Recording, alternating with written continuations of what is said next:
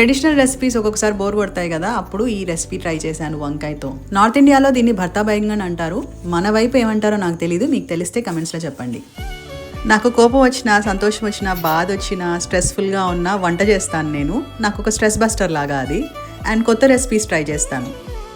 I remember ఆ రోజు నాకు గోకుల్కి ఏదో ఆర్గ్యుమెంట్ అయింది, దాని తర్వాత ఇది చేశాను. ఇదే ఫస్ట్ టైం ఈ రెసిపీ ట్రై చేయటము. ఈ రెసిపీ టేస్ట్ చేసిన తర్వాత గోకుల్ అన్నాడు, this is one of my favourite recipes అని.